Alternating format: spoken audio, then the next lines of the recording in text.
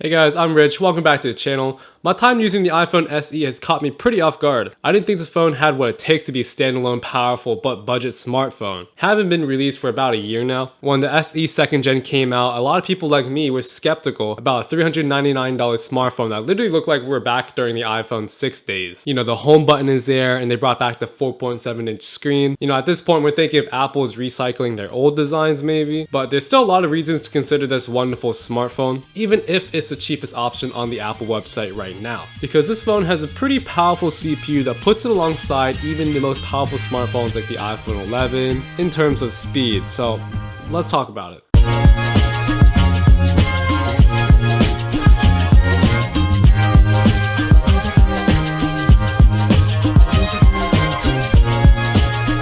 First, let's talk about the design. I did mention this phone resembles the iPhone 6, but they made some modifications to it. Now, the SE is made in the same body shell since the 6 with a couple of changes. The most noticeable change is the all-glass build on the front and back for the support of wireless key charging. This is neat because Apple is finally bringing back the all-glass build on their iPhones. The back of the SE is very pretty. You know, they got rid of the design by Apple in California, assembled in China logo on the back that they always done, and just had a simple Apple logo, and that's it. The SE still shares the same force-sensitive Touch ID home button that we all know and love from the iPhone 7 and 8. You can keep using your thumb, which allows logging into your phone very fast. You don't have to take your mask off in public or fix your hair or something like that if you had a phone with Face ID instead.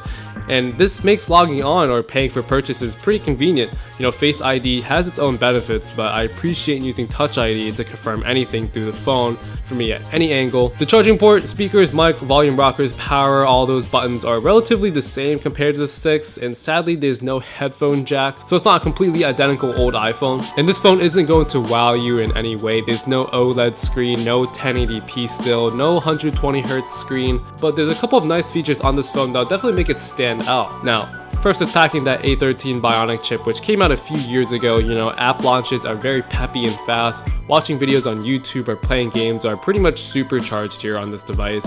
Feels fluid.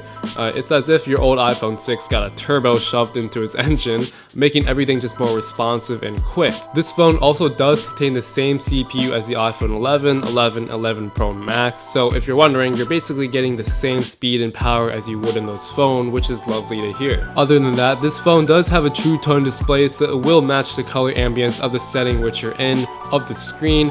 Portrait mode got an update. You know, the camera has never looked as nice coming from a phone at this size. I mean, seriously, photos look very soft here. I'll display some images I took for you here.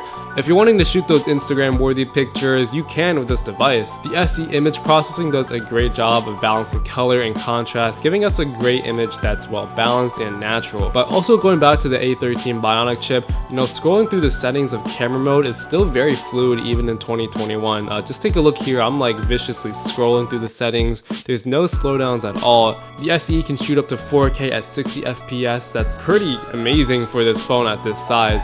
I'll pull up some video samples here too.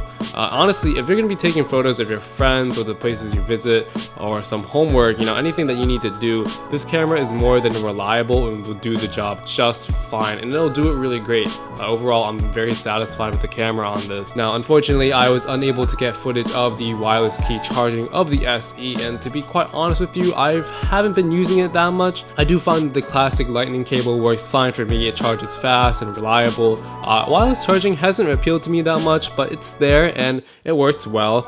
Still a couple minutes slower than a normal charger. So now to give you a battery health on this device, I'm running at 90% health, and I'm sure many people know that the biggest problems with lithium-ion batteries is that they tend to degrade over time, and that's to be expected with every smartphone on the market. It doesn't go for that full 13 hours of use that Apple always talks about. This device can last up to around 6 to 8 hours through my testing, so that's something to keep in mind if you have one of these devices. Leave a comment down below and tell me what your battery life is like if you have one of the SE.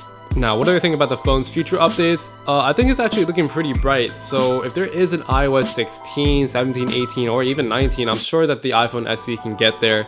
Really, it's just the A13 Bionic chip that's really powering this small device, so I'm sure it can handle those updates. If you're wondering about this phone in the long term, I say give or take at least 3 more years minimum for this device. I mean, for $399, you're definitely getting your money's worth for a phone at this range. For $399, you're actually getting a pretty good smartphone in terms of its speed and build. The iPhone SE is very special, and it gives a lot of the old Apple users a familiar feel with the same build and the home button. And it's a phone that anyone can get into. So anyways, that's all I have on the iPhone SE today. Go down in the comment section, give me your thoughts. Do you have this phone? Are you looking at getting one? Just feel free to comment. I'm pretty sure you can find these SEs ranging from like $250 to $300 used even, which is a pretty good steal. But yeah, let me know what you guys think about this phone. And until the next video, I will see you guys then.